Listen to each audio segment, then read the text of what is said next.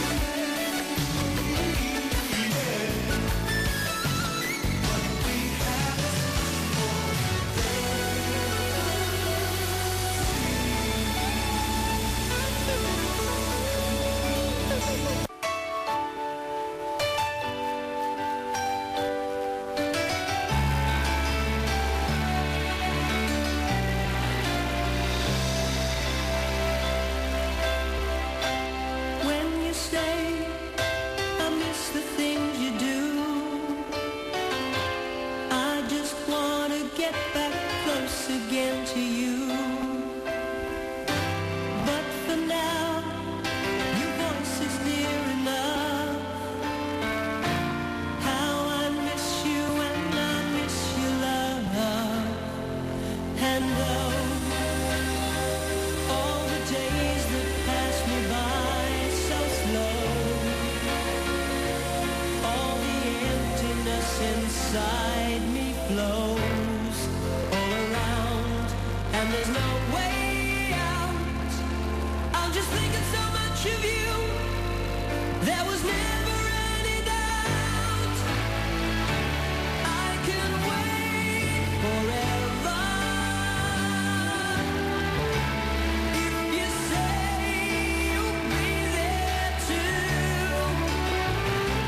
I can wait forever if you will. I know it's worth it all to spend my life alone with you.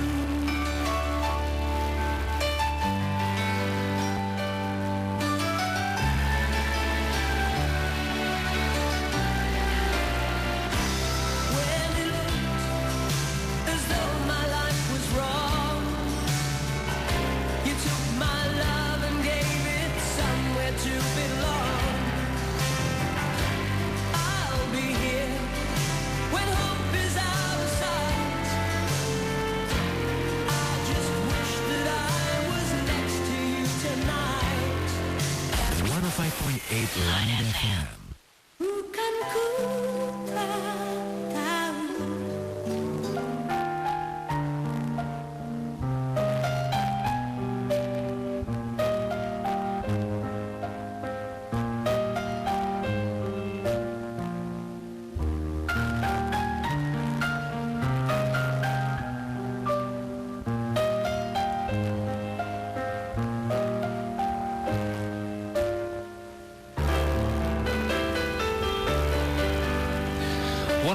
Line FM, the one and only best low hit station. Assalamualaikum warahmatullahi wabarakatuh. Line audience, kita bersama kembali di berproses menuju ke sejatian diri. Untuk edisi hari ini Kamis tanggal 23 April 2009 bersama saya Dave Emerald dan tentunya bersama teman sharing kita yaitu Siwo Agus Hidayat. Kembali kami undang Anda untuk yang ingin berpartisipasi ikut sharing di acara ini. Hubungi kami di 391-3554. Saya ulangi di 021-391-3554 atau juga di SMS di 0818801058. Kita sapa dulu Siwo Agus Hidayat. Assalamualaikum Siwo. Waalaikumsalam warahmatullahi wabarakatuh. Sehat Siwo ya? Sehat. Bagaimana suaranya ini? Sangat jelas sekali Siwo. Sangat jelas ya. Iya. Ini pakai HP nih nggak biasanya. Betul. Jadi hubungi ke fix line-nya agak sedikit terganggu gitu ya. Ada gangguan teknis. Oke, nggak apa-apa. Mudah-mudahan tidak terputus di jalan nih Siwo ya. Mudah-mudahan. Oke, kita buka langsung dengan menerima telepon di 021-391-3554. Halo, Assalamualaikum. Halo, assalamualaikum. Waalaikumsalam warahmatullahi. Dengan siapa ini? Dengan Light FM ya. Iya betul. Bapak dengan siapa namanya? Dengan Bapak Uce. Bapak Uce. Iya. Oke, di mana ya Pak Uce? Di Duri Pulo, Jakarta. Silakan Pak Uce. Agak kecil ya. Nggak apa-apa. Saya mendengarkan suara Anda. Oh iya. Saya mau hanya ini ya. Film ini acara menuju proses Betul. sendiri ya. Iya betul. Pertanyaannya langsung ke Siwo. Oh iya, langsung. Assalamualaikum Siwo. Halo, assalamualaikum Siwo. Oh, sebentar. Terputus ini dengan Siwo-nya ya. Oke, baik Pak Uce, silakan pertanyaannya. Nanti saya sambung lagi dengan Siwo. Oh iya. Tanya Saya mau apa? tanya perbedaan spesifikasi antara doa dan permohonan. Spesifikasi Perbedaan doa dan permohonan ya. Iya. Oke, itu saja. Oh iya. Baik. Ya itu aja. Baik, terima kasih Pak Uce. Iya. Assalamualaikum. Waalaikumsalam warahmatullahi. Ya, hubungan kita dengan Siwo terputus. Saya akan coba hubungi kembali dengan Siwo.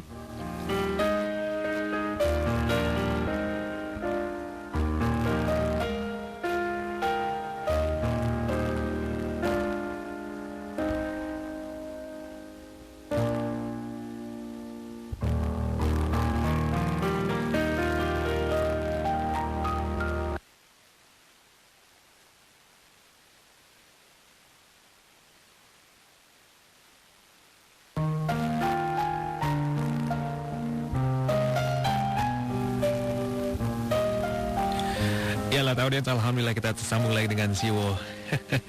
Terputus tadi. Baik Siwo, assalamualaikum. Waalaikumsalam warahmatullahi wabarakatuh. Iya, baik Siwo. Acara berproses menuju kesejahteraan diri sudah dimulai dengan penelpon pertama dari Bapak Uce tadi di Bapak Uce. Uce. Iya, UCE. Yuk. Di Duripulo, beliau mengatakan apakah perbedaan yang spesifikasi antara doa dan permohonan? Apa perbedaan spesifikasi doa dan permohonan? Silakan langsung dibuka Siwo. Ya, terima kasih. Kepada seluruh light audience, serta seluruh staf dan keluarga besar Light FM, kepada seluruhnya, Assalamualaikum warahmatullahi wabarakatuh. Bismillahirrahmanirrahim. Walhamdulillahirabbil alamin.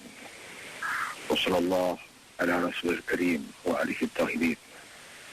Wala haula wala quwata illa billahil aliyyil azim. Saudara-saudaraku seluruhnya yang bahagia, yang beriman, kita ketemu lagi dan sharing kembali. Mohon maaf ada sedikit telat karena di sini di Salatiga ada gangguan telepon sehingga saat ini kita pakai HP. Sedikit saja mengingat ulang bahwa saya duduk di sini sama dengan penjenengan semua. Kita duduk sama tinggi dan berdiri sama rendah. Kita adalah teman dan di sini kebetulan saya dititipkan sebagai teman sharing. Apa yang akan saya sampaikan tidak mengatasnamakan dan mewakili pihak manapun kecuali sekedar kemampuan sementara ini yang saya pahami dan saya yakini benar, meskipun itu masih dalam ruang relatif. Bisa jadi suatu saat saya merevisinya kembali. Maka jadikan ini sebagai tambahan wawasan, tambahan data, tambahan perbandingan. Mudah-mudahan bisa mendatangkan manfaat bagi kita. Jangan tergesa-gesa diterima, jangan tergesa dibawa. Nah, masuk kepada topik yang pertama yang sudah diangkat oleh Bapak Uci. Beliau mempertanyakan apakah perbedaan spesifik, mungkin gitu ya, perbedaan yang agak khusus antara doa dan permohonan. Perbedaan khususnya yang saya tahu, kalau doa itu berangkat dari kebergantungan kita kepada Allah. Jadi di dalam kita di dalam kita menyampaikan sesuatu di dalam doa itu, kita berangkat kehendak Allah. Kemudian kita ingin dibantu oleh Allah dalam rangka mengikuti kehendak Allah itu. Itu doa. Sementara kalau permohonan itu dia berangkat dari keinginannya sendiri, dari dari target yang dibikinnya sendiri. Sehingga kalau doa itu selalu dikabulkan, sementara kalau permohonan tentu. Karena kalau doa itu selalu bersesuaian dengan kehendak Allah. Sementara kalau permohonan lebih banyak bersesuaian dengan kehendak kita sendiri yang belum tentu pas dengan itu bisa memperbaiki kita atau tidak. Jadi berangkatnya berbeda.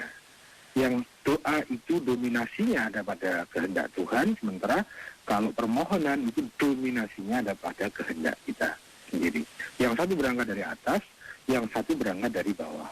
Yang satu berangkat dari tauhid, yang satu berangkat dari egoisme. Kurang lebih seperti itu perbedaan khusus yang saya tahu antara doa dan permohonan. Doa itu sebuah senjata yang sangat ampuh bagi orang-orang yang menyandarkan kepada Tuhan. Sementara kalau permohonan itu bisa dilakukan oleh siapa saja. Entah orang itu anak kecil, entah orang yang sudah dewasa.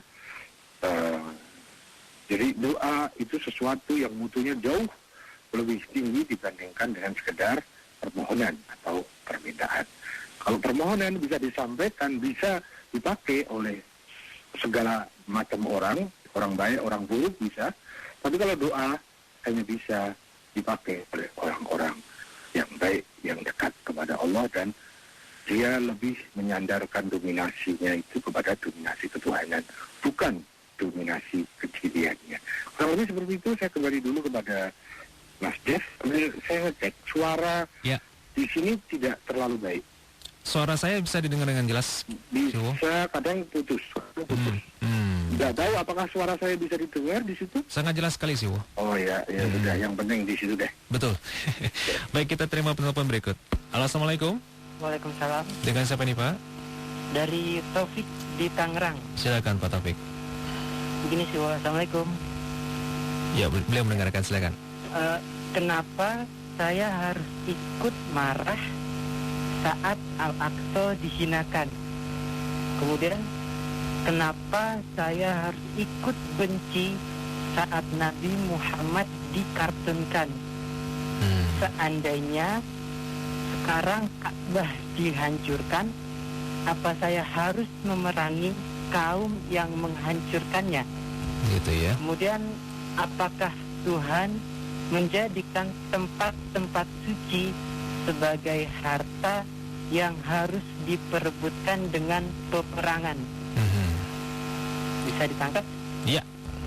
Ya. Itu saja? Assalamualaikum. Waalaikumsalam warahmatullahi. Siwo mendengarkan? Enggak. Jadi Pak Taufik di Tangerang. Pertanyaan pertama, kenapa saya ikut marah jika Al-Aqsa dihinakan? Kemudian kenapa juga saya ikut benci jika Nabi Muhammad dikartunkan? Kemudian jika seandainya Ka'bah diserang, apakah saya juga wajib ikut marah bahkan memusuhi yang memerangi Ka'bah tersebut? Kemudian kenapa Tuhan menjadikan apakah Tuhan menjadikan tempat-tempat suci itu untuk dipertahankan sehingga apakah Tuhan menjadikan tempat-tempat suci itu, tempat-tempat suci maksudnya tempat seperti masjid, Ka'bah begitu ya, untuk dipertahankan sehingga kita harus ikut berperang untuk mempertahankan tempat suci tersebut. Ini kayaknya pertanyaan minggu lalu yang bersama ini, Siwo. Dari Taufik di Tangerang. Iya. Banyak sekali ya. Iya, sampai 4 pertanyaannya. Tapi intinya sama. Kalau minggu lalu itu kenapa tempat ibadah itu harus kita pertahankan gitu. Suaranya Mas Dev putus-putus deh. Nah, susah nih kalau pakai HP. Halo? Ya, silakan Siwo. Ya, saya ya. Mas Taufik di Tangerang, terima kasih. Langsung saja, kenapa saya harus marah pada saat Masjidil Aqsa dihina? Nah, itu yang bisa menjawab penjenengan, Mas. Ya. Kan yang ditanyakan, kenapa saya harus marah? Nah, monggo yang jawab penjenengan mestinya. Karena itu terkait dengan kedirian penjenengan. Beda tentunya kalau pertanyaannya dirubah begini. Seandainya Masjidil Aqsa dihina, kita perlu marah atau tidak? Nah, itu mungkin beda. Tapi kalau pertanyaannya tadi yang saya tangkap dari Mas Dev, kenapa saya harus marah saat Al-Aqsa dihina? Nah, yang jawab jenengan Mas Taufik. Kedua juga, kenapa saya harus benci pada saat Nabi Muhammad dikartunkan? Itu kan problem kedirian jenengan, Mas. Jadi yang bisa menjawab jenengan, bukan saya. Beda kalau pertanyaannya diganti menjadi pada saat Nabi Muhammad dikartunkan, apakah saya mesti marah atau tidak? Itu mungkin berbeda. Ya. Terus ketiga, bagaimana jika Ka'bah diperangi?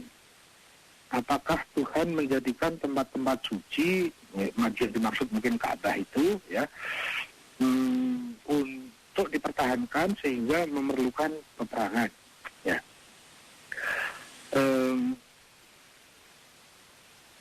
Sepanjang yang saya tahu begini. Saya mohon maaf, saya ingin mengubah pertanyaan yang 1 dan 2. Seandainya Masjidil Aqsa dihinakan, itu kita perlu marah atau tidak? Pada saat Nabiullah Muhammad dikartunkan, kita perlu ikut benci atau tidak? Yang saya tahu begini, Mas. Marah dan benci itu adalah salah satu kelemahan hati. Marah dan benci itu satu kelemahan hati. Kita bisa mensikapi menjadi sikap yang lebih bijak, yang lebih tepat, itu manakala di sana kita hening, kita bening, tidak ada marah, tidak ada benci. Ya, bisakah kita melakukan pembelaan tanpa kemarahan dan kebencian? Bisa deh, bisa deh. Nah, misalnya kita maksudnya kan mau membela kebenaran, mau membela tempat-tempat dan simbol-simbol kebenaran. Oh iya, kita harus bela itu, tetapi tidak dengan cara marah dan benci, ya, tapi dengan cara yang bijak, dengan cara kasih sayang, dengan cara perdamaian. Kalaupun, ini pertanyaan yang berikutnya, kalaupun di sana terpaksa harus ada peperangan, itu peperangan hanya dalam rangka pertahanan, tidak dalam rangka aneksasi misalnya, tidak dalam rangka kita aktif menyerang dan ingin menghancurkan dia, tidak. Ya, tapi peperangan itu sebagai jalan terakhir manakala dialog sudah tidak bisa, kompromi juga tidak bisa, arbitrasi sudah dilanggar misalnya. Nah, maka kemudian perang itu jalan terakhir dalam rangka mengupayakan pertahanan, melindungi kepada yang perlu dilindungi, dan kita berperang juga tidak dengan marah dan tidak dengan benci. Ya, tapi marah dengan bismillah, marah dengan ini saya lakukan atas nama Allah, ini saya lakukan atas nama yang maha suci, atas nama yang maha benar, atas nama yang maha indah, atas nama yang maha damai, atas nama yang maha baik, atas nama yang maha mendidik, dan seterusnya. Tidak atas nama kemarahan, tidak atas nama kebencian. Kurang lebih seperti itu yang bisa saya sharingkan. Saya mohon maaf kalau saya kurang mampu menangkap karena ada beberapa kendala di dalam hubungan komunikasi kita. Maksud saya adalah hubungan komunikasi telepon ini. Ya. Saya kembali ke Mas Dev. Baik, terima kasih Siwo, dan kembali kami buka line telepon untuk Anda di 021 391 3554. Saya ulangi di 021 391 3554. Jika Siwo tidak mendengarkan suara Anda, saya akan coba membantu untuk mengulanginya. Halo, Assalamualaikum.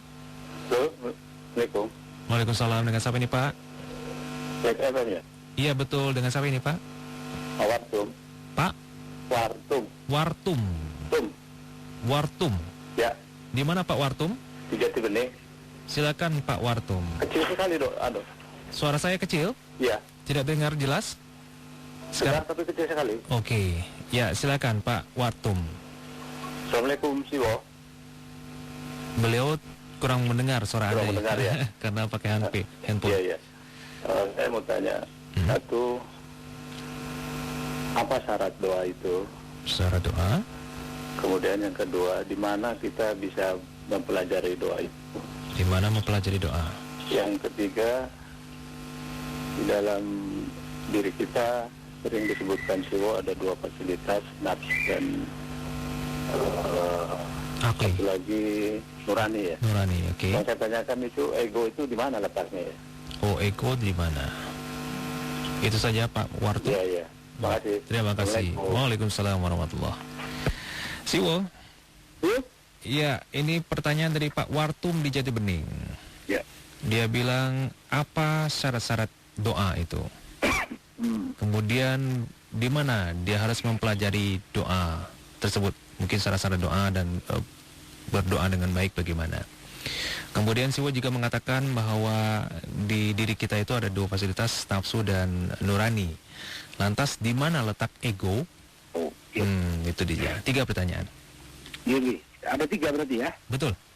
Mas Warkum, terima kasih Mas Warkum. Apakah Syarat doa sebenarnya yang saya tahu satu saja, yaitu kebergantungan kepada Allah. Kita bergantung kepada Tuhan. Atau mungkin bahasa lain adalah dengan kesucian diri. Semakin kita suci dari dosa-dosa, semakin kita suci dari kesalahan-kesalahan, semakin kita suci dari keburukan-keburukan, kita semakin dekat kepada zona doa itu.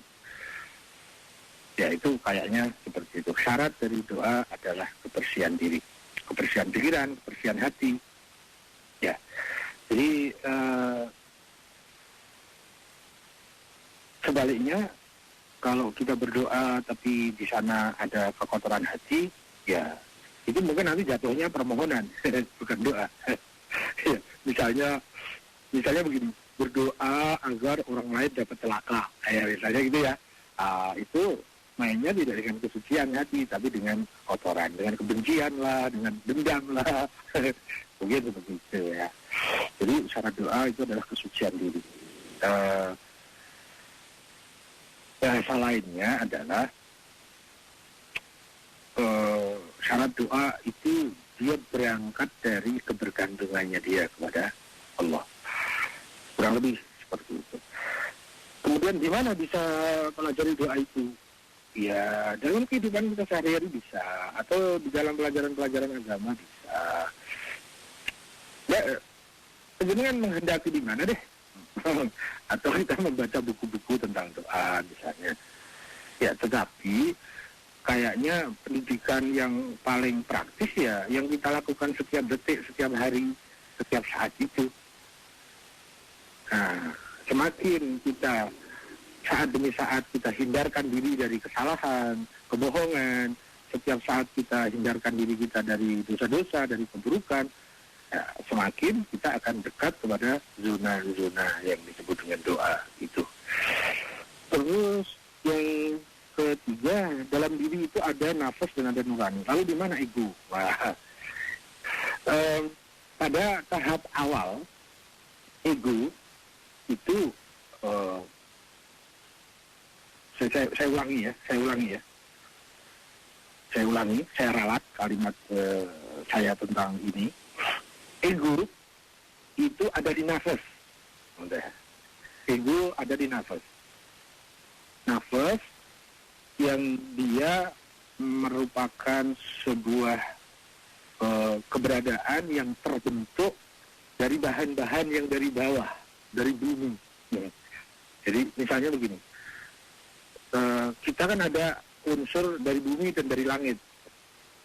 Nah, kalau dari bumi itu misalnya begini, kita dari sperma dan ovum yang disatukan oleh bapak dan ibu. Nah, ovum dan sperma itu sangat mempengaruhi nanti bagaimana nafas kita. Kalau sperma dan ovum itu kan semua nanti kalau kita ambil itu kan dari sari makanan yang dimakan oleh bapak dan ibu, dan semua makanan yang dimakan oleh bapak dan ibu itu berasal dari tanah, dari bumi. Makanya kalau nafas ini binatang juga punya, karena binatang juga memakan makanan yang dari tanah itu, rumput dan sebagainya berasal dari tanah. Nah, dia membentuk raga kita. Sperma dan ovum itu membentuk raga kita. Nah, difusi atau perkembangan dari jasad kita itu menimbulkan satu wujud, satu bentuk baru, satu eksistensi baru yang yang spiritual, yang disebut dengan nafas. Jadi nafas itu unsur-unsurnya berasal dari bawah. Beda dengan nurani. Nurani itu tidak berasal dari tanah, tidak berasal dari makanan, tidak berasal dari bawah, tapi dari atas. Nah, ego itu ada pada nafas itu. Seseorang setelah dia itu melakukan jihad nafas, memerangi nafas, tapi bukan untuk dibunuh, tetapi ditaklukkan, kemudian dibina, dididik, agar dia bisa berjalan seiring dengan nurani. Ya tentu nurani yang bersih yang bisa mendidik. Kalau nuraninya juga sudah kotor, dibalut sama dosa-dosa, ya sulit mendidik nafsu, untuk mendidik ego. Nah, ego itu nanti bisa menjadi dewasa, sehingga nanti seseorang bisa disebut kediriannya sudah menjadi kedirian yang manusiawi misalnya. Tapi kalau ego itu tidak dididik, dia bisa menjadi kedirian yang hayawani. Ya kita lihat kalau hayawani kan dia nggak ngerti etika, dia tidak supremasi hukum tidak bisa ditaruh ke mereka, dia tidak bisa menegakkan supremasi hukum dan seterusnya lah. Nah, kalau 7-Eleven misalnya ya, 7-Eleven kumpul kebo itu kan ala hayawani loh. Kalau ala manusiawi itu pasti di sana ada hukum-hukum yang mengatur kita agar kita lebih sempurna. Nah, ego ini bisa meningkat manakala dia dibimbing oleh nurani. Dia bisa menjadi ego yang bijak. Dia bisa menjadi ego yang manusiawi. Bahkan nanti pada tahap-tahap nafas itu sudah bisa disandingkan dengan nurani, dan dia sudah seiring sejalan menjadi satu diri antara nafas dan nurani itu, yang dalam bahasa lain nanti disebut sebagai manunggaling kawulo gusti. Kawulonya adalah nafas, gustinya adalah nurani. Nah, itu dia sudah menjadi pribadi yang utuh, sehingga egonya menjadi ego malakuti, atau lebih tinggi lagi disebut sebagai ego ilahi. Begitulah kira-kira. Tetapi kalau kita mau pakai bahasa di masyarakat, ego itu adalah yang ego yang di bawah manusiawi itu. Jadi selalu mementingkan dirinya, atau yang disebut dengan ego kekanak-kanakan lah, egosentris dan seterusnya. Kurang lebih seperti itu. Letak di manakah ego itu? Ada di nafas. Tapi ego memang dia berangkat dengan kesembarangan, ketakberaturan, semau gue. Tapi manakala dia mampu dididik oleh diri kita yang satunya dengan nuraninya, maka dia bisa menjadi yang disebut sebagai nafas mutmainnah misalnya gitu ya. Itu nafsu yang sudah jadi, nafsu yang sudah bisa menyatu dengan nurani. Ya, dia sudah menyatu dengan suara-suara malaikat, dia sudah menyatu dengan suara-suara Tuhan, dia sudah menyatu dengan kehendak Tuhan. Ya, kurang lebih seperti itu. Maka dia menjadi nafas yang disebut nafsul mutmainnah. Kurang lebih seperti itu. Saya kembali kepada Bos Jess. Baik, terima kasih Sio. Dan kembali kami buka line telepon di 0213913554. Halo, Assalamualaikum. Halo, Assalamualaikum. Waalaikumsalam. Dengan siapa nih Pak? Dari Yusuf. Di mana Pak Yusuf? Di Tangerang. Silakan Pak Yusuf. Ya, saya hanya ingin menambahkan saja, boleh kan ya? Silakan. Boleh menambahkan nggak? Boleh. Boleh ya. Tadi pembicaranya mendengar kan ya? Suara Anda kurang didengar. Sekarang bagaimana? Sama aja. Saya pakai handphone. Oh begitu ya? Iya. Oke. Jadi mengenai permohonan dan doa, itu saya tambahkan aja biar lebih sempurna gitu ya, bahwa itu tidak ada dikotomi gitu loh. Jadi antara doa perlu kita pahami bahwa agama dan doa itu seperti siklus hujan dan air. Jadi kalau agama itu adalah hujan, dia dari atas ke bawah. Sementara embun itu adalah air yang menguap ke atas, yang akan menjadi hujan kembali. Jadi antara agama dan doa, kalau agama itu adalah permintaan dari Tuhan kepada manusia, gitu. Yeah. Nah, sedangkan doa itu adalah permintaan dari manusia kepada Tuhan. Doa. Itu aja bedanya. Iya. Kalau kita tadi itu syarat-syarat doa bagaimana? Syarat-syarat doa ya sederhana, cukup dengan mengikuti agama.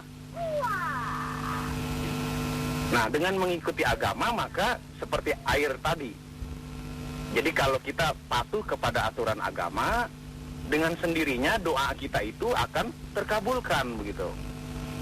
Jadi tidak ada syarat misalnya bersih hati itu otomatis kalau orang patuh dengan agama ya, itu akan dengan sendirinya dia akan bersih gitu. Baik. Antara doa dan permohonan itu tidak ada dikotomi, itu cuma pemutaran kata-kata saja. Iya. Itu yang Baik. itu yang saya tambahkan ya. Terima Ya, kasih. terima kasih Pak Yusuf di Tangerang. Siwo mendengarkan? Oh, enggak bisa, enggak jelas. Dari Pak Yusuf cuma menambahkan, kata Pak Yusuf itu antara permohonan dan doa itu tidak ada dikotomi, begitu Siwo. Iya. Jadi doa itu adalah permintaan manusia kepada Tuhannya, kemudian syarat-syarat doa ya ikuti saja agamanya. Jika seandainya agama sudah cukup dipelajari, makanya insya Allah katanya doa akan mengikuti apa-apa saja syarat-syarat untuk seorang berdoa. Begitu. Sebagai tambahan kata dari Pak Yusuf di Tangerang. Ya. Ya, Terima kasih atas tambahannya. baik, kita penerima penelpon lagi. Berikutnya di 021-391-3554. Halo, Assalamualaikum. Waalaikumsalam. Iya, dengan siapa nih Pak? Dari Warso, Pak. Pak Wasno. Warso. Iya. Di mana Pak Warso? Di Pinang Ranti. Pinang Ranti. Silakan Pak Warso. Selamat malam Pak Siwo. Ini saya mau menanyakan tentang sholawat yang tidak terputus. Yang tidak terputus. Ya, Seperti maksudnya apa? sholawat yang seperti apa Oke. dan gimana bunyinya gitu. Gimana bunyinya ya? Terima kasih. Baik, terima kasih. Siwo. Pak Warso dari Pinang Ranti. Katanya salawat yang tidak terputus itu seperti apa? Sholawat. Salawat yang tidak terputus itu seperti apa? Kemudian bagaimana bunyinya? Pak Warso di Pinang Ranti.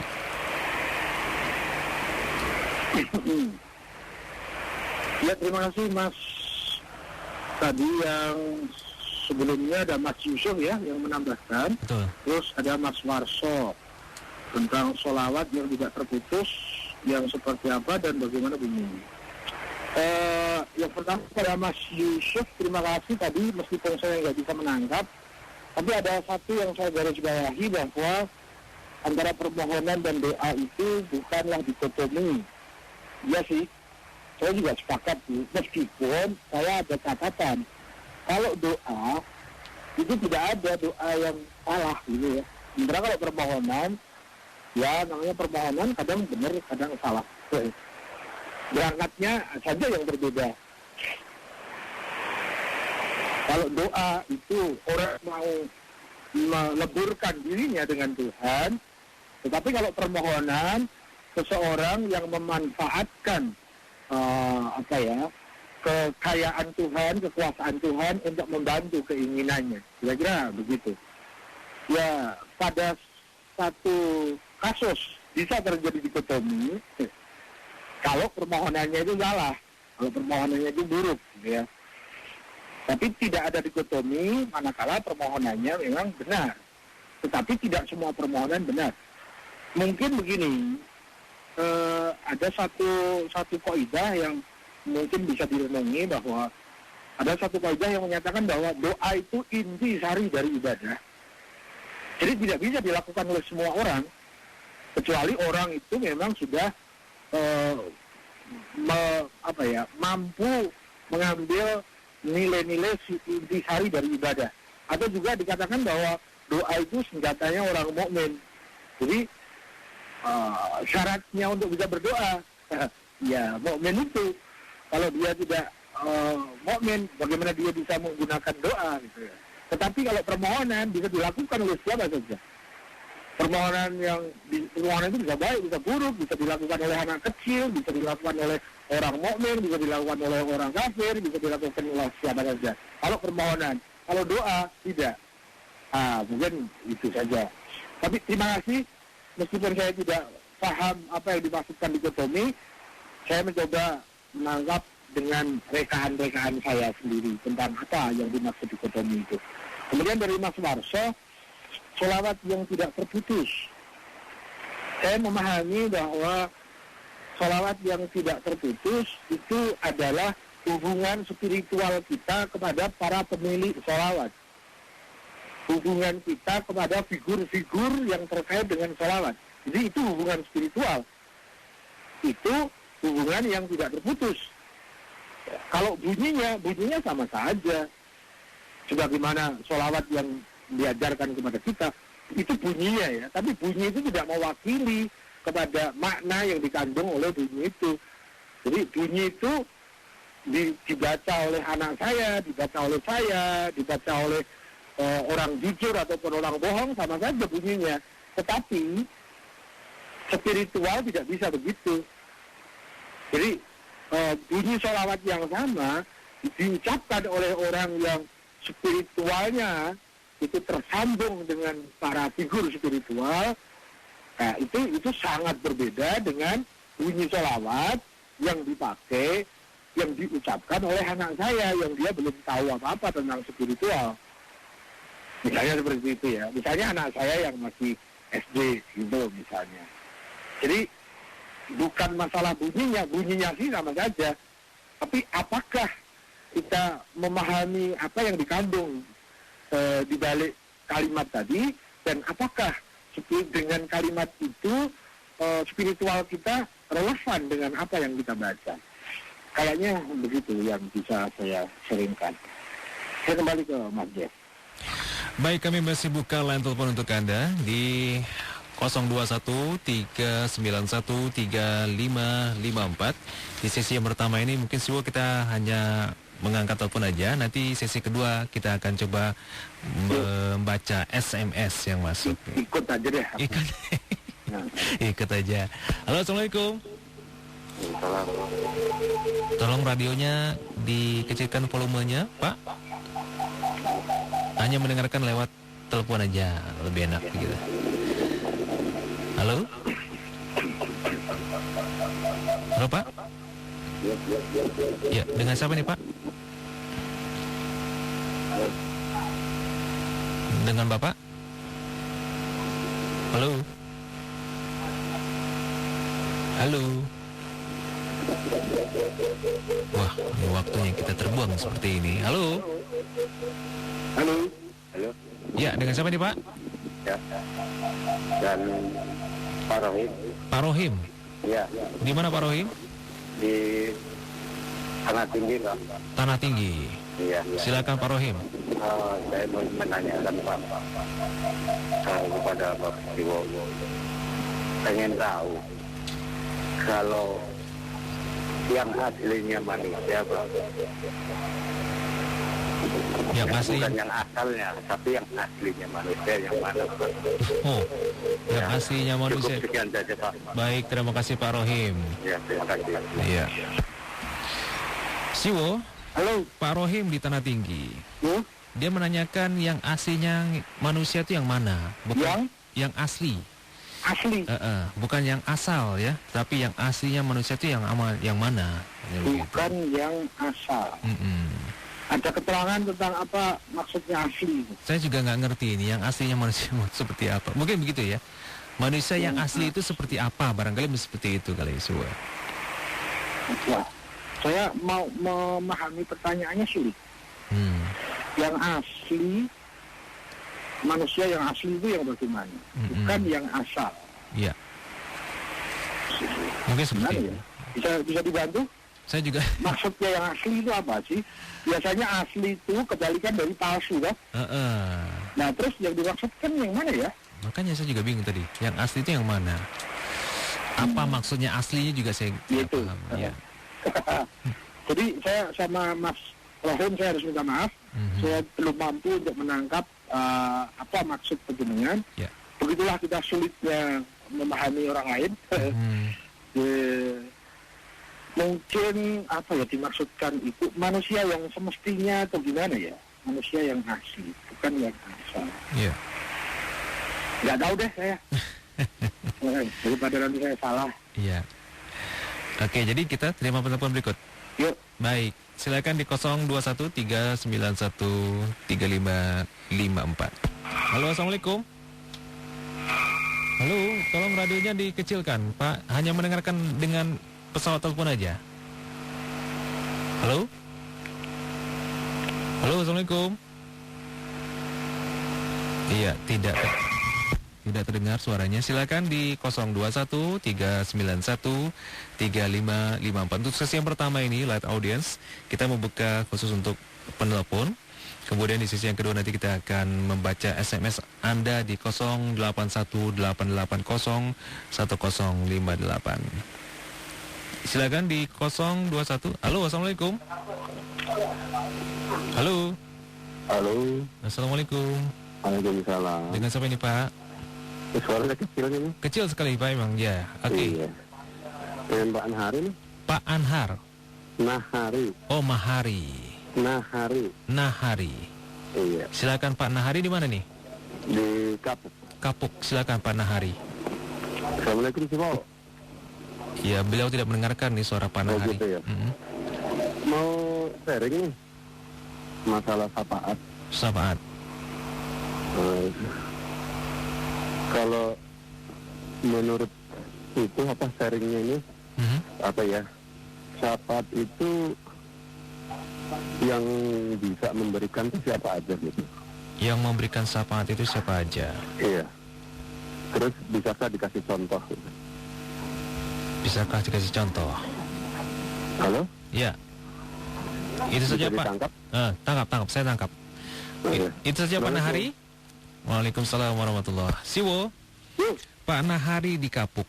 Pak Nahari di Kapuk. Katanya syafaat. Syafaat. Syafaat. Ya. Yang memberikan itu siapa? Syafaat. Bisa nggak diberikan contohnya, Siwo? Oh, contoh.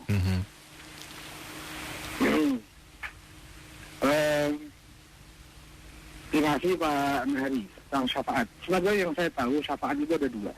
Syafaat qiyadah dan syafaat maghfirah. Syafaat maghfirah adalah akibat dari syafaat qiyadah. Syafaat qiyadah itu jadi ada manakala seseorang itu dia mau dipimpin, maka dia akan mendapatkan bantuan dari faktor X, dari faktor Allah maksudnya, sehingga dia mudah terpimpin. Nah, orang yang masuk ke ranah syafaat qiyadah itu, jadi syafaat qiyadah itu ya harus kita upayakan di sini. Jadi kalau kepada figur-figur yang dicontohkan, figur-figur teladan, kemudian kita teladani, manakala kita punya ikhtiar-ikhtiar untuk meneladani para figur-figur kebenaran itu, maka kita akan mendapatkan satu bantuan sehingga kita mudah terpimpin oleh figur keteladanan itu. Nah, pada saatnya nanti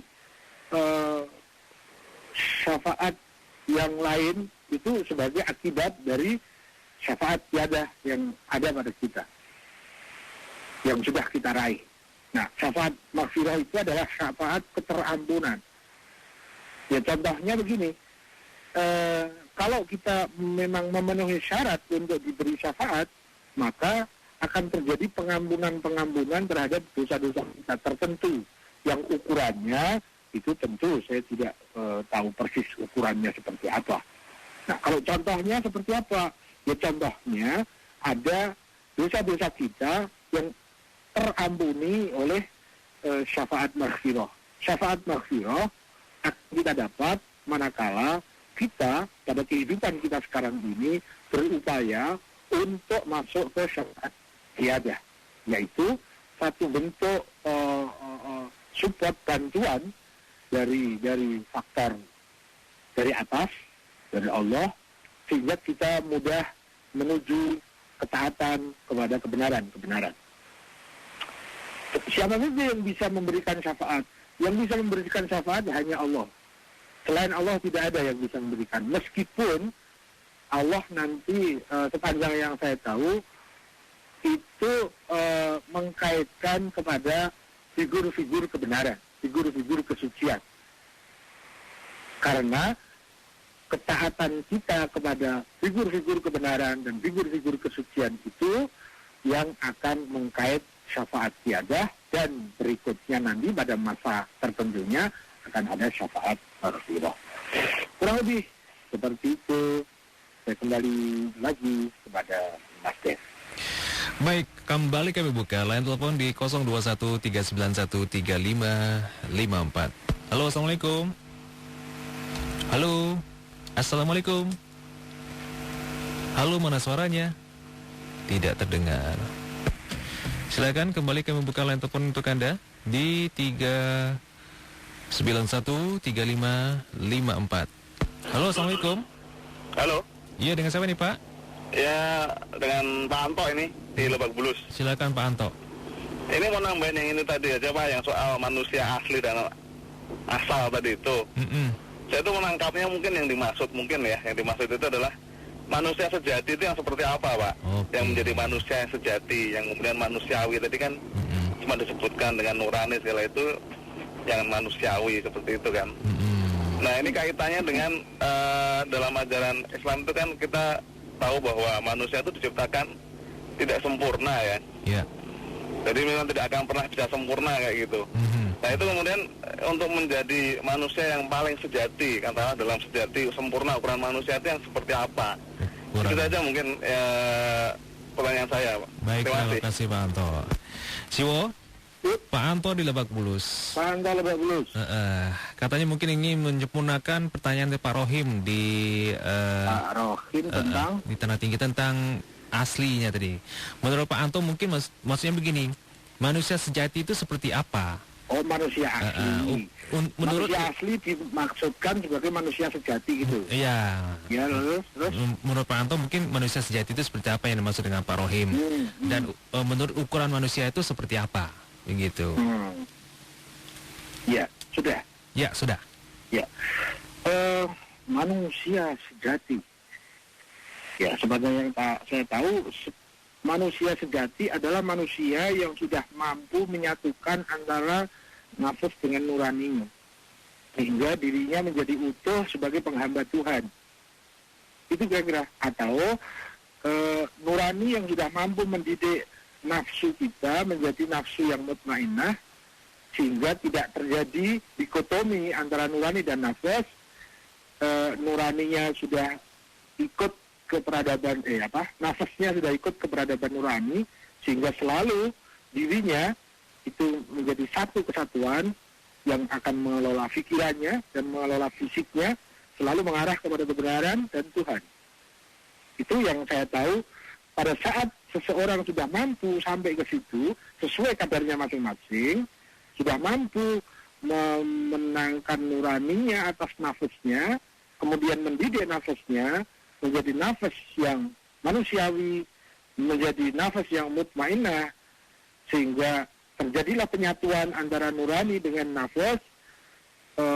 Dia menyatu dengan kebenaran, dia menjadi manusia yang utuh. Itu yang saya pahami sebagai manusia yang sejati.